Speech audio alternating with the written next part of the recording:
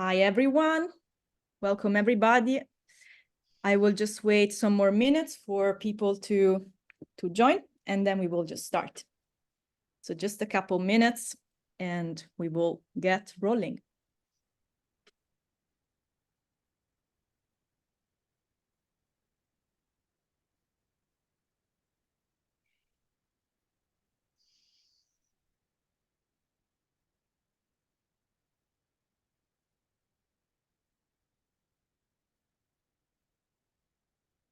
Great. I will just wait maybe one more minute for more people to be able to join so that we can all start together.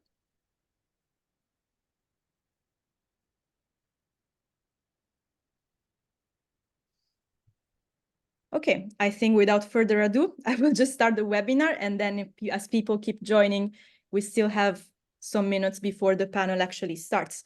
So first of all, welcome everybody to this webinar organized by Brink on automatic ESG and supply chains, a view on the regulatory landscape and the role of AI.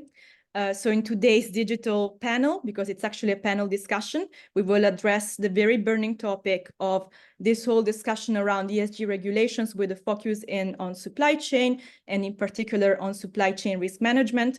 And we will also address the role of innovation, the role that innovation can play in this whole very complex landscape, and in particular among the different types of innovation and technologies, the role of AI, which is of course, a very current topic. So that's broadly the topic of this webinar. And I wanted to share a couple boring housekeeping information before getting into the core of our panel discussion. So the first being that the digital panel will be recorded, or the webinar will be recorded. The recording is already in progress. And I will be sharing, of course, the recording with everyone who's interested in maybe rewatching, or people that couldn't join and might want to watch the webinar later on. And then this is, of course, a panel discussion. We have some questions for our speakers already prepared, but I do encourage everyone to share their questions. You can do so with the Q&A feature in Zoom. So not the chat feature, but the Q&A feature. And you can share questions during the webinar, and we will pick them out at the end, and we will make sure to answer, well, most of them, hopefully, if there are many questions. And then, of course, after the webinar, if you have other questions that come up just afterwards, feel free to reach out to me, Carla, and to Ben, who is the moderator of this webinar.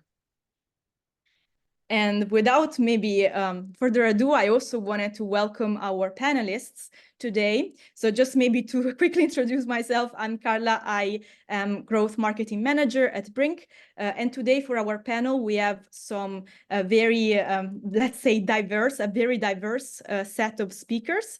And first of all, we have Matt Zaleski. Matt Zaleski is the CEO of Procurement Meerkat. And yeah, I'm really happy to have you here, Matt. I don't know if you want to say a few words about yourself and Procurement as well. Yes, thank you. I'm also happy to join this webinar.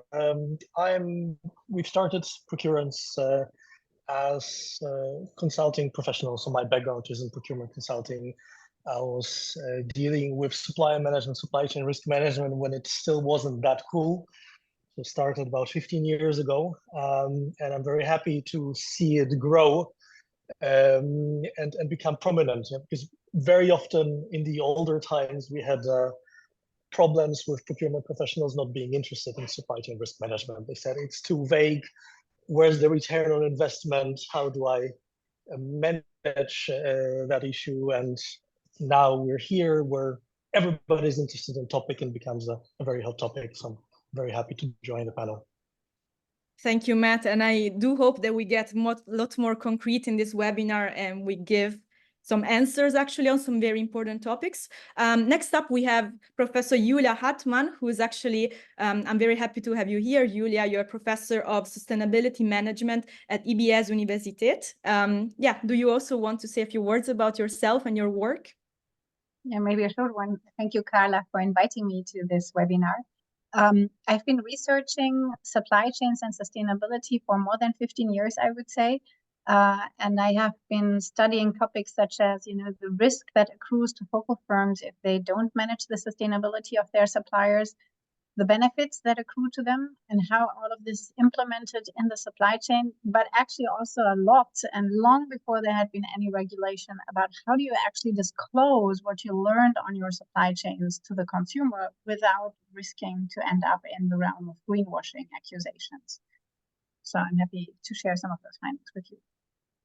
Thank you, Julia. And finally, we have also Dr. Detlef Tietze, who is director and member of the management team at Sustainable AG Unternehmensberatung. And yes, I'm also happy to welcome here Detlef, and same questions as the other. Do you want to say a few words?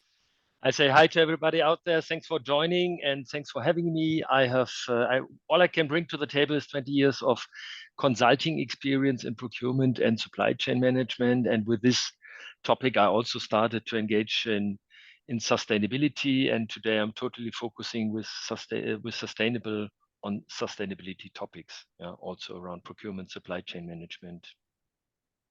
Awesome. Thank you, Detlef. And finally, last one, but not least important. I'm happy to welcome here Ben from Brink. Some of you who have joined past webinars might have already seen him, but he's head of sustainable finance at Brink, so spearheading our sustainable finance operation, sustainable finance product development, and a lot of other things in between. And yes, Ben is going to be moderating the session today. Ben, maybe I'll actually leave the floor to you now. Great. Thank you, Carla. Thank you, everyone, for joining today's conversation. And of course, a big thank you to my esteemed panelists on today's webinar. Really excited to get into a practical and deep and meaningful conversation around the evolution of sustainability and supply chain analysis. And I think important to Carla's point, solutions. We don't want this to only live in theoretical world. I think we also want to talk about how these regulations are impacting businesses, how businesses are responding, and with insights from our incredible range of panelists, maybe some tips and tricks on what's coming down the pike, because this is an evolving landscape. A few words about my role at Brink. As head of sustainable finance, I help and translate the developing and dynamic world of ESG regulations, including in supply chains, into AI technology solutions, which we'll touch on briefly throughout today's call. But with that, let's get to the main point. And I'd like to start off today's conversation with a question directed to Julie. I think your insights around the evolution of sustainability and supply chains, around the evolution of regulations. Would love to hear sort of a broad overview of how supply chain regulatory landscape is evolving in Europe. How has sustainability been integrated into broader supply chain regulations, and what should companies be aware of?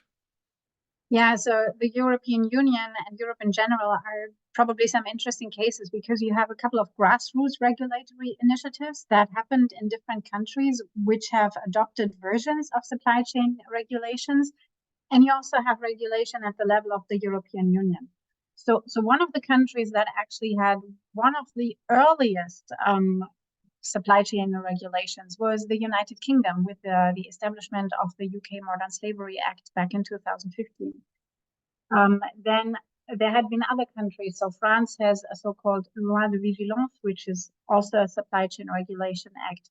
The Netherlands has a supply chain due diligence regulation, which focuses on child labor. And interestingly, Switzerland has extended the Obligationenrecht a while ago, such that companies which deliver any product to Switzerland need to show that there was no human rights violation that took place in the production of this good or service. And then a couple of other countries discuss whether they should enact supply chain due diligence regulation. Germany is a country which has ratified the Lieferkettengesetz 2 years ago. It entered into force in 2 phases. The first phase covered larger firms, and that was enacted in 2023. And then since January this year, also smaller firms with 1,000 employees and more need to comply to this regulation. And then at the level of the European Union, we have a couple of other initiatives. that might ultimately translate into national regulations. So on the one side, you have the General Sustainability Reporting Directive of the European Union. That is, it mandates firms of a certain size to disclose any type of environmental and social information. And you have a directive connected to this one. It is the EFRS standards, which basically specify what exactly has to be disclosed. And if you look into those standards, they actually include a couple of supply chain topics as well. The European Union has, on top of this, discussed the implementation of a European Corporate Sustainability Due Diligence Directive, CSDDD, a complicated term. The idea of this directive was to actually make supply chains more visible in the regulatory landscape and to require firms to not only report on supply chain and on human rights topics, but also on heavy environmental pollution and in particular climate change. This directive is not enacted.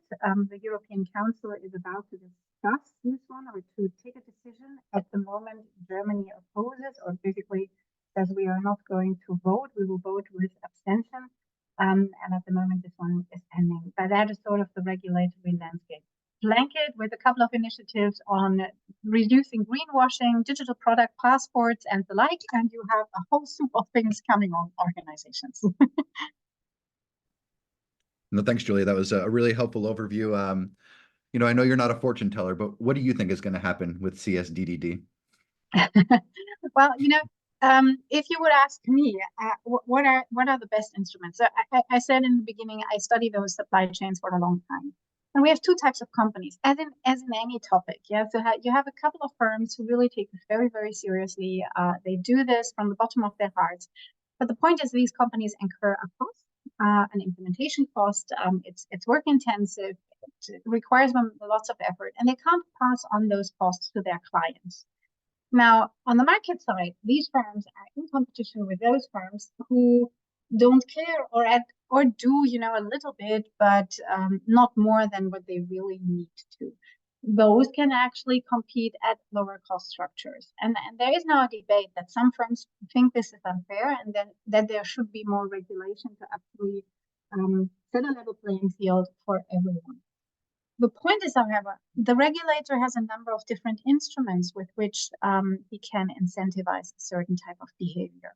The instrument that both Germany and the European Union showed was disclosure. So it's essentially the idea, if you generate transparency on what you're doing, you will find the black sheep. Yeah, so you can find those ones who don't behave as they should.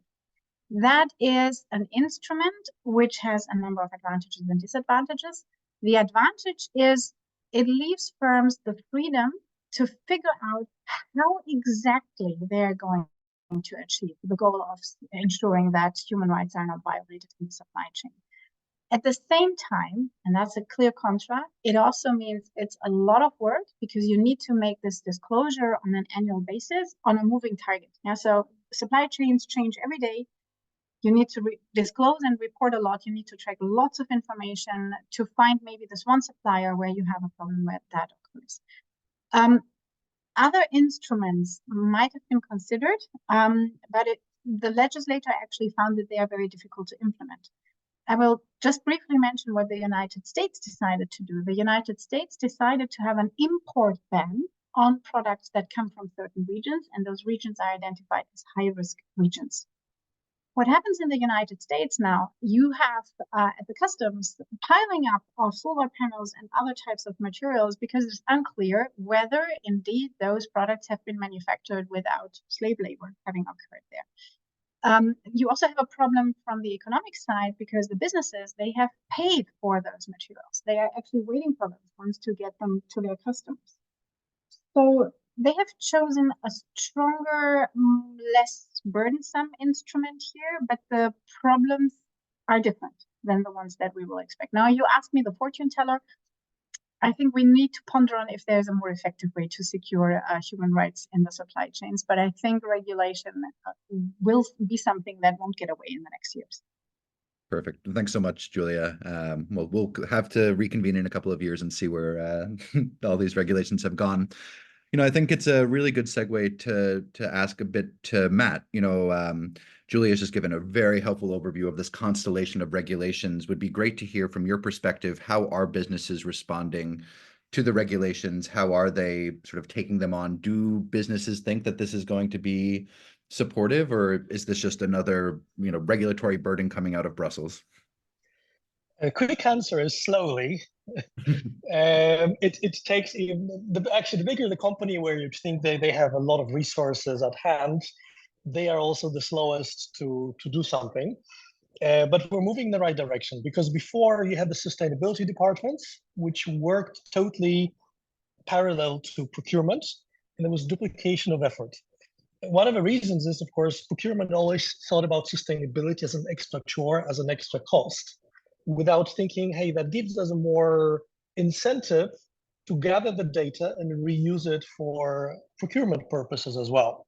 Because in the end, when you get it's all about transparency. Which suppliers you have, with whom do you do business, what do you buy from them? That's not something that a lot of companies have on a global level, which is funny, you would think about it, but it's still something where we get major clients for our application, where the first thing we do is to create this transparency. But once you have the data, the good thing is gathering the data will be the same across most of the legislations. The bad thing is the reporting. There is no homonymity in there. They're completely different. And in a way, they're also completely useless. If you look at the German supply chain law, the report that the government wants from the company is terrible. They tell you to write an essay of 30 pages, which will tell nothing to anyone. The wording is pointless. You can't get statistics. So even if the government wanted to say, how many companies do we have? How many suppliers they have validated? Even the basic things, how many suppliers they validated? What do they do for the validation? How many suppliers had say infractions, or where do you put the measures, the tasks that you give to the companies? You won't get that information from those reports. And that's the problem. Also a problem for us, because even if we have the data in our application, and that's one of the questions we had from a customer saying, are you able to automatically create that report for the German government? And we said no, because it's all wordy. What are your processes? What are you thinking about X, Y, Z, and so on? Right? So, yeah, that's on my side. Thanks, Matt. And same question to you, Detlef. What is your view on how businesses are responding to this alphabet soup of regulations? Don't worry, there's more to come from Brussels. But with this one, I think if I look from a German perspective on it, I would say most companies affected by Lieferkettengesetz, German supply chain law, are done. Have they embraced it? I'm not sure. Maybe some see the opportunities, but for me, the biggest shift that we see with these regulations, and however they are set up and what is requested, is I see a fundamental shift. You need to do some kind of risk mapping. Yeah, and this is something where I see a change to previous behavior where risk management was more like incidents based. Yeah, a risk occurs, something, and then you act. And now we come into a more preventive scheme, and making risk management a procurement task. And this is good news, and this is what you need to embrace. Yeah, and this is why for further efforts I think it's very important to look at the transformation of our category managers. We put a lot of things on category managers, what to take care of. Resilience and whatever. Now we have risk. So there's a key role, and this is where I would put more emphasis in implementing supply chain laws on how to take category managers on board, especially if you're a multinational and you have people located in different locations and they need to take care and report also to German laws. Yeah, so there you need a lot of transformation, I see. Thanks, Detlef. Maybe staying on this theme of operationalizing regulations, Matt, it would be interesting to hear your view. I know you support procurement professionals at many stages of their operational risk management, supplier management processes. What are some of the pain points that you're seeing in the market right now in relation to the collection of this ESG and sustainability metrics? You talked very well about the reporting side, but what about on the data collection side? Yeah, so the first, I would say there are internal pain points and there are external pain points. On an internal side, even gathering the existing information is a challenge for many of the customers. And quite a lot of companies still don't have correct onboarding procedures, because the best way to manage risk is to avoid the risk in the first place. And that onboarding, especially if you see the suppliers are really interested, is the only time where you have more power than the supplier, because they want your money, basically speaking. Once they are your supplier, your ability to force some kind of data gathering on their side drops exponentially. The only other point where it's beneficial to include sustainability directly within your processes, and that's also what we do in our tendering module, is exactly when you want to tender some new parts or some new services from the suppliers. These are the two options that you can force your suppliers to provide you data. At any other point, what we see is that it's hard to obtain that data from companies. And the second thing is, of course, this power play between you as a customer and your supplier, because very often your suppliers are much bigger than yourself. And in that case, if you tell them, please give me the reports or else, then they say, then do the or else, we don't really care. We don't have anybody who deals with that. And that is the typical problem also with the legislation in Europe. Or across the countries. The German companies or the German government assumes that if a German company uses a Polish supplier, we're from Poland, so we know that the level of know-how on sustainability is probably 1/10 of what it is in Germany. Most of the suppliers will not be able to give you that information because they don't have it. So what do you do then? Do you stop working with them? These are the two key pain points that we see very often from our customers.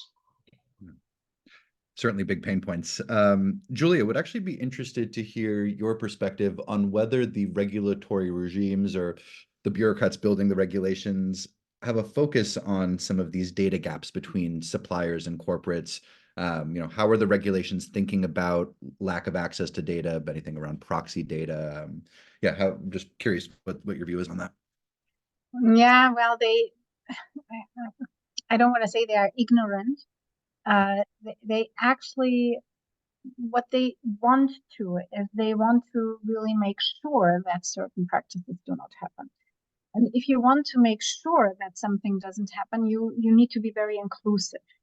So as an example, the German Supply Chain Due Diligence Act focuses primarily on direct suppliers to companies, whereas it doesn't really include anything beyond immediate suppliers, with a caveat, because it says if there's a reason to believe that there's a human rights infringement somewhere further upstream in the supply chain, a company should look. The European legislator would like to be more specific in this. They would like to actually say, well, you need to make sure that there's no human rights violation anywhere in the supply chain, upstream or downstream. And that is in some way beyond the reality of most organizations. But something that I invite companies to ponder on is, we have companies such as Brink, there are others out there. They track lots of information which is already out there using artificial intelligence. Now, as a company, you have a choice. Either you use this information strategically for yourself in a way to increase the transparency you have over your supply chains, and you use this information to, in a strategic way, to avoid any major cases of pollution or human rights violations for yourself, or you risk that somebody else uses the information in that sense, and in this way against your firm. And what I try to get at, the technologies develop anyway. And the technologies that we have nowadays allow you to gain a level of transparency over your supply chain that is unprecedented. It's going to be real-time information, globally shared in very normal ways without a specific purpose in mind. And if you are smart, you are able to read a lot from such data. I will give you one example. If you have a concern that there is a risk of outside working hours or extensive work hours at a supplier site, if you send a certifier to a supplier factory and you ask this one to look into this, the certifier will go there at one point in time, usually per day, because this is the working hour. He will inspect records of working hours and probably go out and say nothing's going on. If you have an artificial intelligence system, it will be able to see, well, what is the usage level of public transport in a certain area? By tracking mobile phone device data, they can see who is actually traveling where in this location. And this allows them to spot if there is potentially overnight work happening at a supplier factory that might go completely unnoticed by a certifier. And what I'm trying to tell companies is be aware this happens anyways. If you want this or not, you just have the choice to use it for the purpose of either complying with regulation, if you want to be very reactive, but also strategically to make sure that your supply chains are safe. And if you don't do this, you risk that somebody else will use this information and then maybe against you. And this can entail a heavy loss in reputation. So now I deviated very far from what your original question was, and maybe you can repeat this one. But you see, it's a topic which is super complex. Yeah, you asked about how far does this go, right? Yeah, I think I gave you the answer already.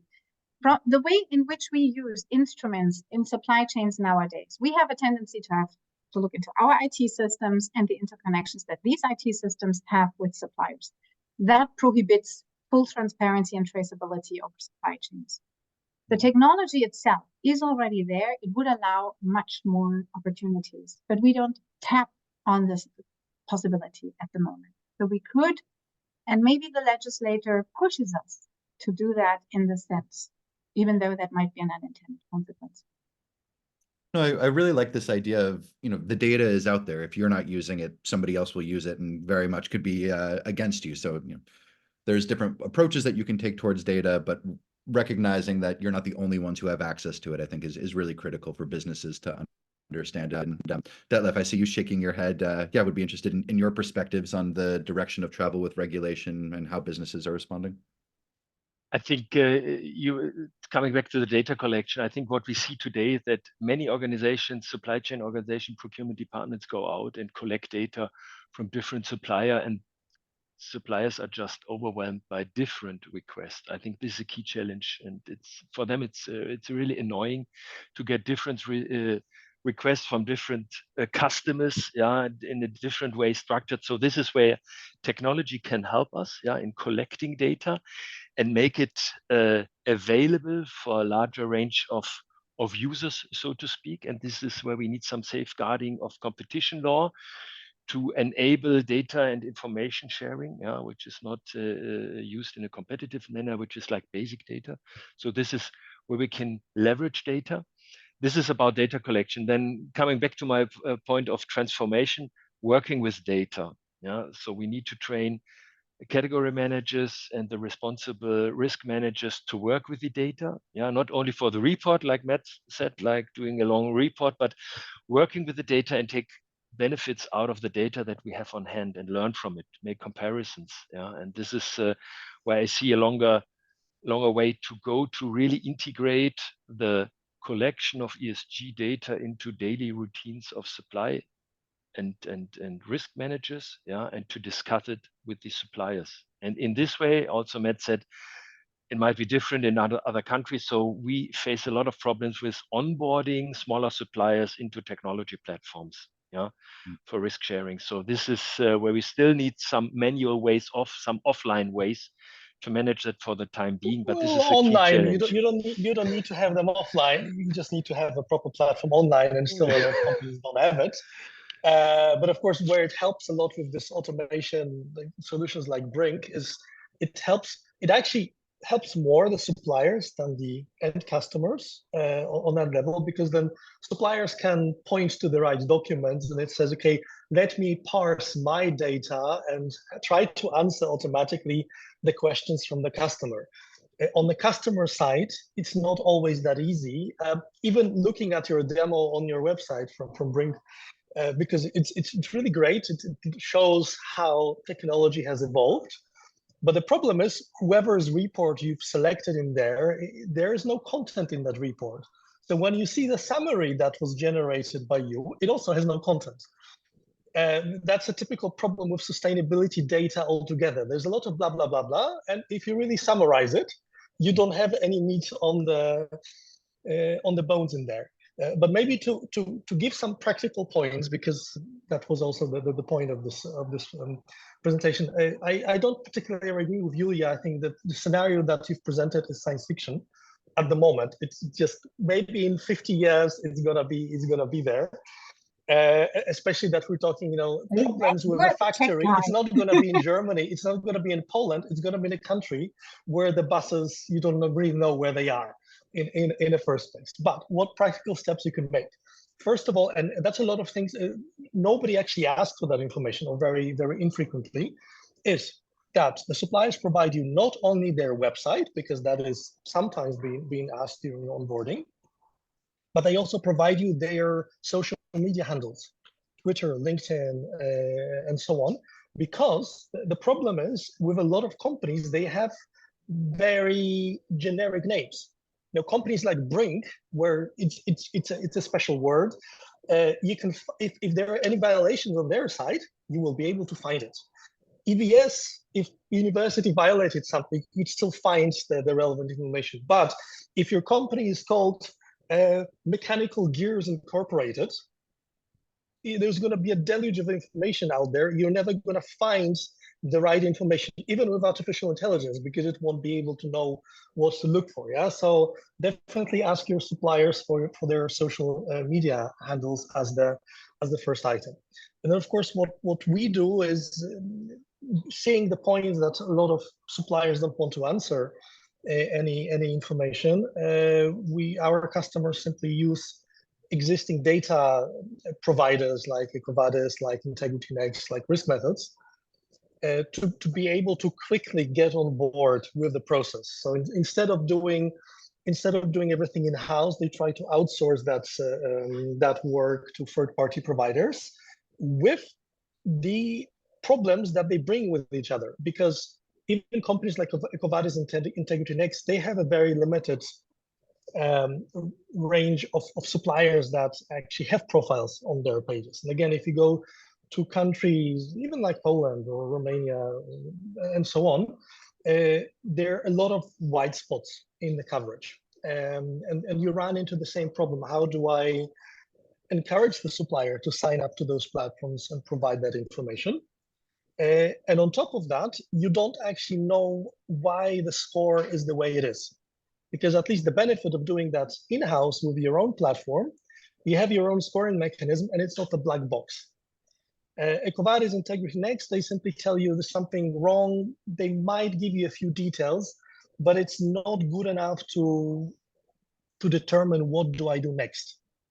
Why is the score worse? Even the companies that say that, like Risk Methods, that they provide you with scoring, and they provide you with the risk event. So that's the cool thing about them, is that if something really happens, they monitor the network for you, and they provide you a risk alert. Something is going on with that supplier. And very often they simply provide you with a score and says the score of the supplier is 67. The score of the other supplier is 76. What do you do with that information? Yeah, there is no objective way to improve the whole network on that level. But at least this is the kind of the first step that you can take, is to connect to external data providers. Then usually the next step, and that's a typical approach in Germany, but I think it's going to be typical also for CS3D, is that you do this abstract analysis, saying, okay, you take their commodities and say certain commodities are inherently more risky than others. If I buy IT services, like programming and so on, I know it's low risk because those people are highly skilled. as opposed to, I don't know, cleaning services or something like that, where definitely the potential for exploitation is much higher. And likewise, if I buy the same service from Poland versus Romania versus India, and of course I have different level of risks inherent to the country. And then you summarize those risks and you have at least your initial score. Do I need to be interested in that supplier or not? Because there's no way for a company to manage the complete network. If my customer has 50,000 suppliers, they don't have the resources to do anything manually. The only way to do it is to do it automatically through a platform, and then focus on the top 5% suppliers that could be problematic, and then go either manually or try to dig in deeper, trying to apply the artificial intelligence, but to a very narrow field of suppliers and not across the board. No, it's, I think we have some observations at Brink that I think really crystallize some of the points that you mentioned around response rates from suppliers, these tools being more useful suppliers because they are inundated with requests. And I think when Brink launched our supply chain tools, we thought of two primary use cases. One is auditing evidentiary documents that come alongside the answers in the questionnaires. And the other was to really support suppliers, let them upload all their documents and pre-fill in. What we've actually seen as one of the major use cases is corporates pre-filling in supplier questionnaires using the Brink technology based off publicly available information. And rather than going to supplier X and saying, please fill out this 100-point questionnaire, saying, we give you a 100-point questionnaire. We filled out everything based on publicly available information, just verify. And if you don't verify, we're going to assume that it's correct because this is the information that you've put out publicly in your documents. And what we've heard from our customers is that that's really led to an increase in participation because it's much easier to verify than it is to fill things in, and has become part of the more integrated workflow and collaboration between corporates and suppliers. And this is a great benefit you have, because what we see in what Matt just said, they responded in many cases. They responded offline. They take the questionnaire and they go around. So there's not. It's a lot of hassle to find all the information within the company for the guy responsible for giving the answers. So that's something that we can close over time. And there I'm more positive that AI will support us very quickly in saying, okay, that's a potential supplier in this industry or not. So we get more exact results, within the next years, I'm sure. Yeah, the matching of suppliers to my industry, to my company, that will increase. Well, I've been hogging a lot of the time. I want to ask a couple more questions before we move into the public Q&A. This is actually a question for everyone around the Zoom room. If you could give one piece of advice for procurement specialists who are starting to look for solutions to reduce costs, to help with efficiency, what would that be? What should these procurement specialists be looking for in solution providers? I think if I may start, I think you need to answer three questions up front. Is why to collect? Yeah, that's understanding the need that I have. Yeah. The second is what to collect. Yeah, what is the exact data I need?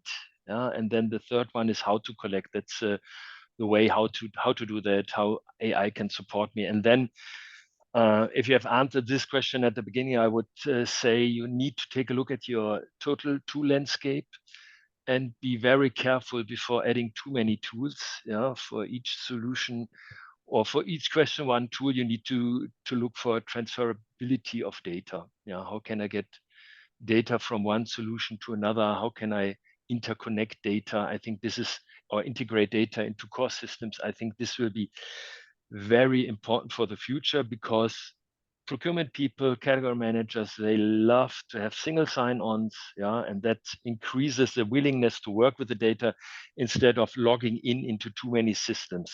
Yeah, that's already a burden you build up. So this is, I think, my key advice is look how to integrate and how to transfer data. Thanks, Elif. Matt. If I can add on top of that, single sign-on is not the key problem. The key problem is that you have all the applications separate with separate data, and from our standpoint, the issue is integrate all the external data with the internal data into one platform, because that saves you time and money. So, for example, if you've got the risk information on one hand, so first of all, somebody has to manage the data. If you have a standalone application for ESG, somebody has to keep on uploading the suppliers there. Either you build an API and you hog the time of your IT, or you keep on adding manually every day or every week your suppliers into that system. Secondly, once you get, because on an ongoing level, you will receive feedback from the external system, being either the risk level has increased, or there is a new risk, or the risk level has decreased. And you need to inform the right people. So you need to go away from the idea that sustainability is a work of a small sustainability team. It's not. It's the work of your category managers. It's the work of the procurement, or it should be. But then those people should only receive that information which is relevant to them. They should not care about other suppliers in the network. Everybody, you distribute the work into small teams. This is my category, this is my 40 suppliers that I own, and I will receive notifications only about those suppliers. And you need to know, basically speaking, not only which suppliers you have in the system, but who's responsible, and connect both into one element. And then force people also to use that information, meaning if you do tenders, even if you do quality audits, because you can reuse the efforts. A lot of our customers do technical reviews, where you go to the supplier site to check their production machines from the quality perspective. This is a perfect opportunity to say, hey, if you already go to the supplier, why don't you look at the sustainability part as well? Because that's not being done right now. Everybody is traveling without rhyme and reason, and you can, by keeping all the data in one system and nudging people, you can do much more even with the existing resources. Thanks, Matt. Julia, any insights on what companies can do to help manage their suppliers around, or how to get tools that can help them with their supply chain engagement? Well, aside from this automation idea, which I find is super important, because whenever you ask for information, it's going to be outdated the moment that you get it. So automation is really important. But there's one thing I think companies should stress more: carefully carve out what is in for the supplier. The supplier has absolutely no interest in helping you to comply with some European or local legislation. But there is a benefit to them, usually, if you work closely enough with them to understand where their needs are. I would like to give you one example. I have worked with a company who wanted to make sure that the suppliers would adhere to, basic working condition standards.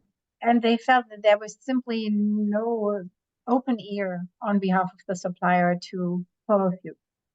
But they actually figured, through conversations with the supplier, that they had a different problem. And that different problem was employee turnover, which negatively affected the quality of the products that the firm produced.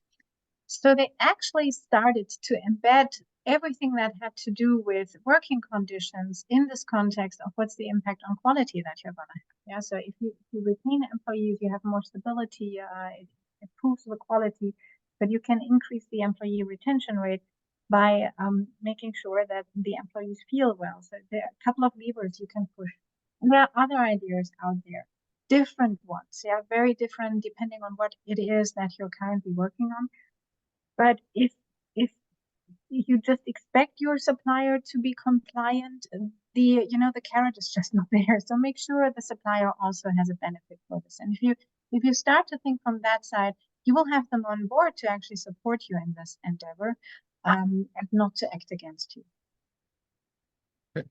Well, thank you all for those really interesting insights. Really appreciated the last 45 minutes to ask my questions, but we've got an eager audience ready to ask their own. So I would like to invite Carla back, who will be facilitating the Q&A. I see questions flowing in. If you have them, please go ahead and write those in. We'll do our best to answer as many as possible. So Carla, over to you. Yes, thank you, Ben. Very interesting conversation, even hearing that from the sidelines. I think it's very complex. And we covered actually quite a lot of ground, even of some of the questions that have been asked in the Q&A function. But there were, of course, some questions which really stood out. And I think maybe to start off, this is a really interesting one. Julia, you mentioned at some point, the opportunity to use AI tools to drive more transparency across the supply chain. You mentioned some innovations like phone tracking and other kind of instruments that can track this kind of real world data. But there are, of course, some concerns around data privacy. And this specific person was talking about how do we avoid ending up in an era of surveillance. Yeah, I would like to hand that over to you, but also then Ben, if you also have some insights on that, you will be next, basically. Yeah, this is an important concern. Yeah, because this is very much an interplay of private data of individuals and company data, and then obviously it's the question of how are you used to use data.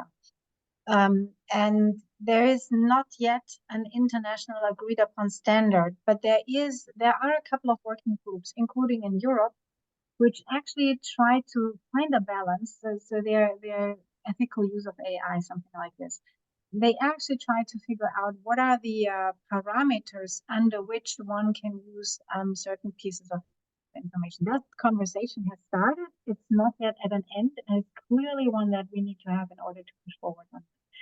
And here is maybe a small downside of this approach for firms, because from a firm, a professional organization, the expectations towards making sure that data is private and you use it ethically and integrally are much higher compared to journalists who have been using the data to disclose certain practices of companies without revealing the identity of individuals. Yeah, so the standards with which corporates are measured are higher than the ones for journalists.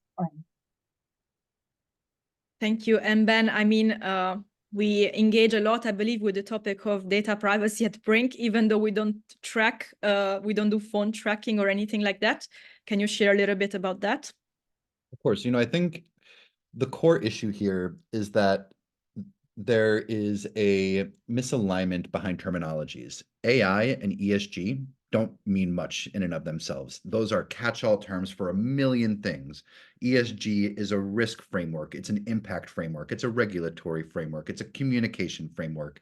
AI is big data. It's tools. It's looking at documents. It's looking at satellite data. And so when we throw up these red flags, I think it's really critical to think about fundamentally, what type of data am I talking about working with? Who has access to this data? Where is this data coming from? And what is this data being used in service of? Is this going into regulatory reporting? Is there a chain of custody that helps me understand where this data is being used in my organization? So I think before talking about using tools, it's important to think about fundamentally, what am I trying to use this tool for? And what is this tool capable of doing? Great, thanks a lot, Ben. And now moving on to another question. I believe we already touched on this, but I really wanted to get maybe some key points for people to remember even after the webinar. Somebody asked, and I wanted to ask you first, Matt, because you mentioned a lot the point that suppliers do not necessarily care about this topic, about ESG. Do you have some quick tips on how to get suppliers to maybe care? And if they cannot, if they really don't care, how do you get suppliers to do this work? Of course. So one thing, Carla, and if you could share that link with the participants later on, is how do we judge the risk of the country? And there's a great resource from it's a Dutch and German governments, info risk checker, where people can go in and basically click country by country. It shows the latest. They gather about 300 sources and do a summary per country, so that you can actually see in which country what can be the typical problem and how do we focus on that. Because also on the ESG, it's a very broad topic. And the point is, you can first of all check if the country might have problems of corruption, but the question is it relevant for that particular supplier? It might not be, because even you can evaluate it on your own, basically speaking, and say, okay, even though I know the country has a problem with corruption, the supplier, I don't see anything that would affect me in the end. Let's skip that and let's narrow down the number of questions that I'm asking to the supplier to the most relevant parts. And hopefully that will make them more interested in cooperation. The second thing is, as I mentioned, Julia mentioned the carrots. So what can I give to the supplier to convince them? It can also be things like better payment terms. That's a very simple thing. You know, for me as a relatively small supplier, if a customer offers me a payment term of 14 days versus 45 or 60 days, that is a very big carrot hanging in front of me to fill out a piece of paper in the end, and that helps you out. Of course, companies are unwilling to do it, but in the end, somebody has to give, yeah, on that level. And the stick is, of course, when do you ask that information? Preferably ask them before the onboarding or at the time of next tender, where you say no company is allowed to take part in a tender without having filled out that questionnaire. And these are relatively simple things to do, but that's something that procurement is underutilizing all the time. And everything else is a lot of work, basically speaking. Thank you. Yeah, everything seems like a lot of work. Hopefully we can reduce that amount of work even using tools and technology. I wanted to ask one other question to Detlef because he was responding directly to one of his points earlier. You mentioned that nowadays, I mean, we're all aware, there are all of these regulations, they don't necessarily speak to one another, or even on the voluntary side, a lot of different data requests. Do you believe, and this is, I don't want you to predict the future, but maybe you have some intuition, do you believe that there will be more standardization in the future of all these different data requests around ESG, or is there no hope for that? What's your personal take? I truly believe that we see standardization and more uniformity across regulations, yeah, because be sure that other countries will adopt what is already available, say we take a look at it, and technology also supports us to say what is available. I'm sure that also politicians and policymakers now have an eye on what is happening in terms of technology and how can technology support us. So I see, I'm quite positive, yeah, in saying that we get to more uniformity, not within the next 3-5 years, but after that, I'm sure that, because then we have learned what do we really need, yeah, how can we work with the data, yeah, what is the outcome, yeah, and then we should vote for also updates of the laws and the data requested. Thank you. And maybe another question going back, I guess, to the scope of these requirements, and I guess Julia would maybe be the best person to answer this question. Someone was asking about the scope of reporting. I don't know specifically to which regulation they refer to, but in general, if we look at the CSDDD, that's too hard. If one has an enormous supplier base, how many suppliers do need to be taken into account for this work? Can one just pick some of the supplier, maybe the largest ones, and leave the others out? What's the general understanding? Because a company can have an unmanageable number of suppliers, and that can be really hard. Well, the regulator doesn't differentiate, so it's even worse for the European version, because they literally think about the entire upstream and downstream supply chain, which would include all customers and clients. Yeah, that is like crazy. Yeah. And then you have, I think there's one thing in here that companies can play with. In Germany, you have the Lieferkettengesetz, and you have the law, and then you have the BAFA, Bundesamt für Außenwirtschaftskontrolle, or something like this. They have specified a survey that you need to follow in order to, craft your report. That one is also a little bit unspecific, because it looks very much into the procedures, yeah, and only asks for, what have you done to ensure that you have assessed the risks?